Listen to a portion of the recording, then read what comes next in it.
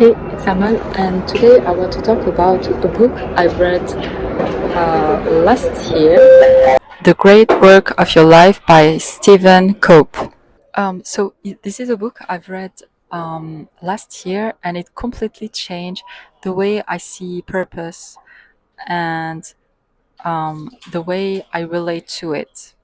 One quote, which is not from the author, but I, I mean, since I've read it, just stayed in my mind since then. So, and I keep reminding myself that lesson or that teaching.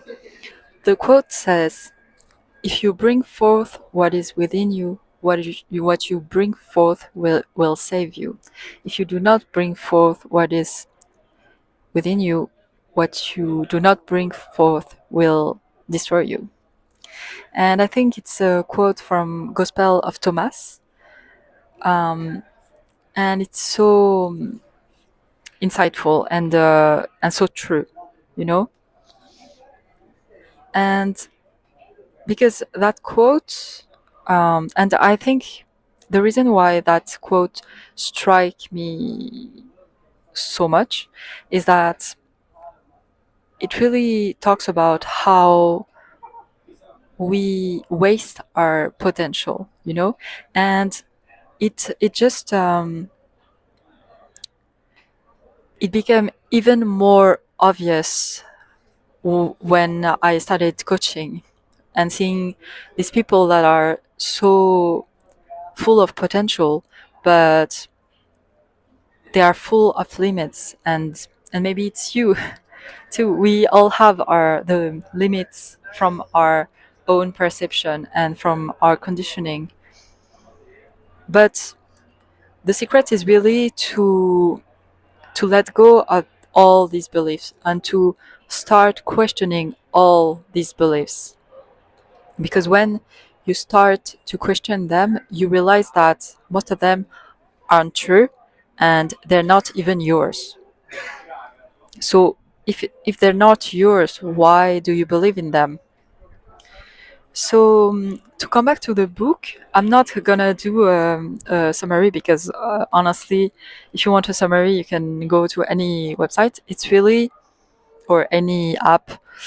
Um, it's really my insight and what I've got from the book.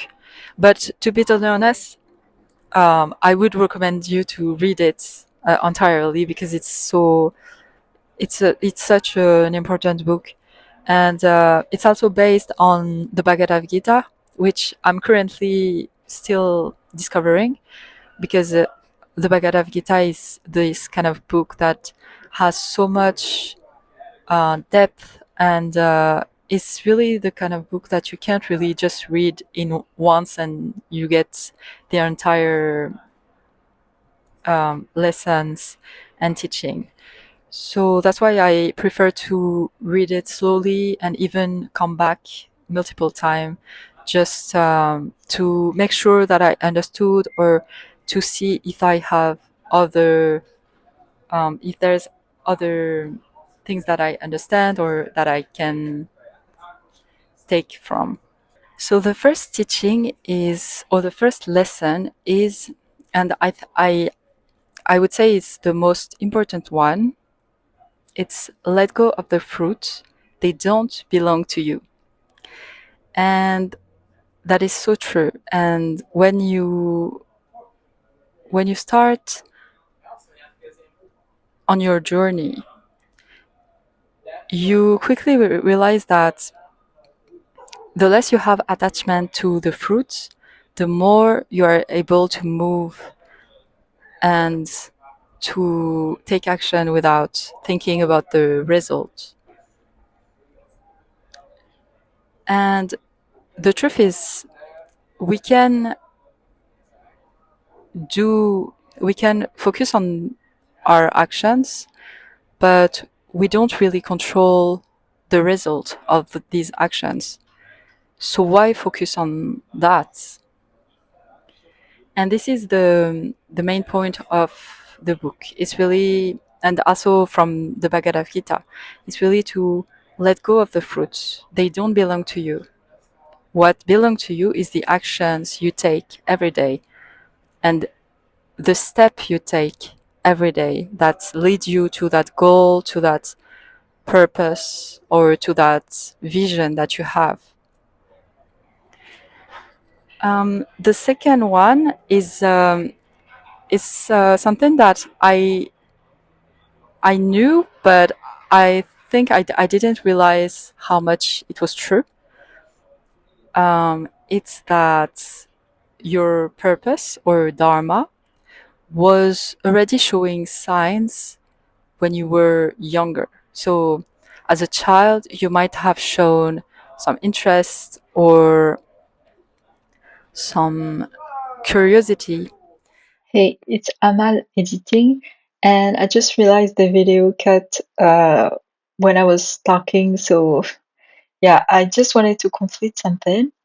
So, from the great work of your life, something that the author mentioned is that your Dharma was already showing sign as a child.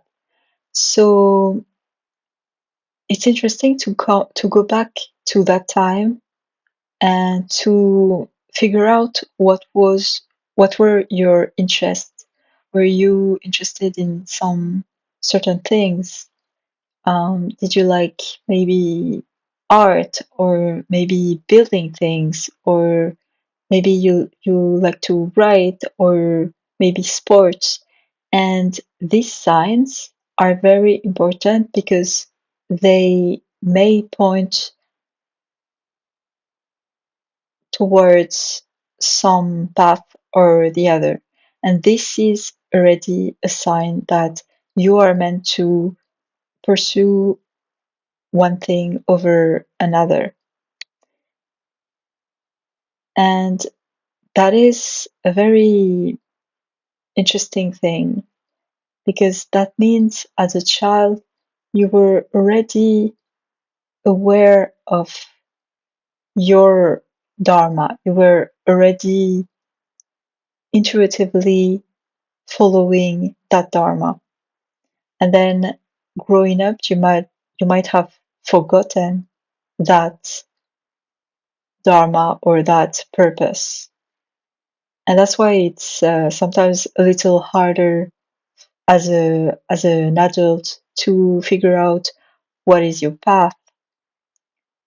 And that's why it's really important also to connect with that inner child, that child within you, because sometimes that inner child has all the answers you need. Another thing that this book teaches you is that to pursue that purpose, that dharma, or in French, sa raison d'être, you have to bring all the courage you have within you. And this is one of the most important lesson from this book and from the Bhagavad Gita as well. It takes a lot of courage to go after what you want when society, when people around you, when the environment are against it. They might they might criticize, they might judge, they might not understand, but you have to bring all the courage within you to follow it anyway. And this is really an important teaching from this book, to pursue that purpose, that dharma, no matter what your environment says, what other people say, and also to see every challenges, every setbacks as part of that path, of that journey. And when you see it this way, you don't blame the circumstances, you don't blame things that happens, you don't put meaning behind it, and you don't create a whole story behind it. You just let it be part of your path. And seeing it as part of your path, it gets much easier to not be weighed down by it. You know, you can use these setbacks as steps in your path. And this is really, really powerful. This is a really powerful mindset to be in or to adopt. And the last one is to move before certitude, to put the action before certitude, before things are certain. You rarely, you rarely, you will rarely feel totally certain of things. And that's the thing, because we are human beings, we don't see the entire picture. But this doesn't really belong to us. We can plan, we can strategize, we can try to anticipate, but it's really important also to realize that our perspective are very limited, and the only thing that we can do is to focus on that step that we have in front of us, and to step into the unknown, to not fear the unknown, because most of the time we realize that that unknown is the answer we need, and in that unknown lies the answer we need. So yeah, I hope that video helped you, and I will see you in my next video. Bye.